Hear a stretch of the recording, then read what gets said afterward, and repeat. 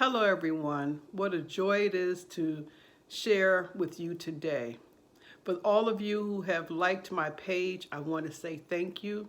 For those of you who have liked the videos, thank you again. And for those who have commented, I feel honored that you have shared your words with me. My page is Carolyn Harris-Hutchinson on Facebook, and I'm also on Instagram, as well as on YouTube.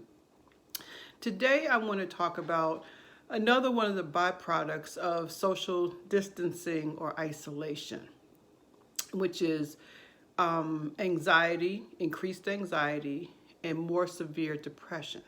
Now, I know there are those who have been suffering with either one of those things even before the isolation, but the isolation has probably intensified your increased anxiety, your fears about what could possibly happen, your fears for your loved ones, your fears for, can I actually take the mail out of my mailbox? How am I supposed to go grocery shopping? When will this ever end? And for those who found themselves in a more of a depressive state, you may have found yourself sleeping a lot more than what you normally have. I actually saw a meme on social media when they were talking about taking 3 naps a day. And while people were, posting laughing emojis, I kind of felt sad for the person because I realized that's not a balanced sign of good health. That's a sign of possibly slipping into a deeper depression. So what I want to talk about today is ways to kind of achieve more balance in your life. Yes, there will be some anxiety because we don't know when it's going to end. And yes, we will feel sad because this is not our norm. But one of the ways that we can try to gain balance in our life is by how we greet the day, how we begin our day. Now, I know for me, as I'm now into, I believe, week 4 of social distancing and isolation, it's becoming a little bit more challenging. Typically, when I wake up, I grab for my phone like a lot of you do, and I check social media. And I found myself this morning actually waking up earlier than I normally do. And I reached for my phone and I checked social media. And then I fell asleep again. But when I woke up, I did the exact same thing. I reached for the phone and started checking social media and realized I had absolutely no motivation to get out of the bed. Now, what my mind was telling me was, you need to get up. You need to start moving. You cannot lay in this bed all day long. But what my body was saying something totally different. And I suspect my emotions were saying, I'm getting tired of trying to keep myself entertained. I'm getting a little bit tired of trying to accept what we're considering calling this now this new norm. But anyway, as I was scrolling through, I ran across a post from a friend of mine, and it was something she had posted, an exercise in mindfulness. So I decided to do it. And let me tell you, those 12 minutes of doing this exercise was wonderful. And if many of you are wondering what it was, I have posted it on my page, Carolyn Harris-Hutchinson, so that you can do it also. And after I completed the exercise in mindfulness, I remembered I had saved a yoga post.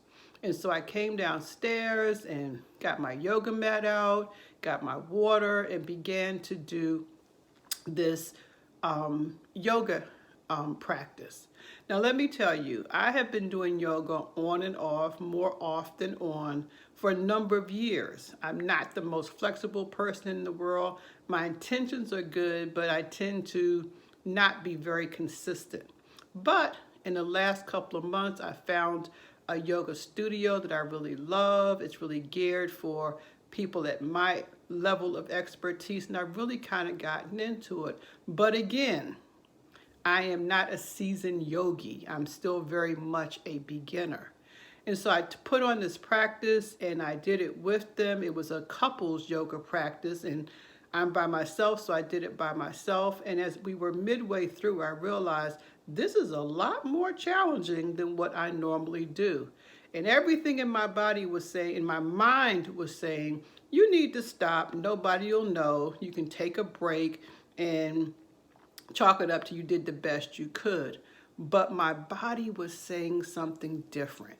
Even as I was being challenged, I began to feel the energy flow through my body. I began to feel the benefits of the deep breaths that I was being instructed to take. And so I decided to hang in there and hang on. And that's how I began my morning. And so what I would encourage you today is to think about, how do you greet the morning? How do you greet it even when you don't feel like it? How do you greet it when your mind is telling you, here we go again? But how do you shift? Just shift. What's one thing you can do to shift those negative thoughts? So I would encourage you to move your body. Even if you are chair bound, there are things you can do in a chair. Even if you don't have great range of motion, there are some things, just a mindfulness exercise. It involved absolutely no movement whatsoever. It was simply focusing on the breath. So I encourage you in the comments to share with us, how do you greet the morning? For some of you, you spend time in meditation, you spend time in prayer. For some of you, you chant. But share with us so that we can get more ideas of how to add more balance in our life.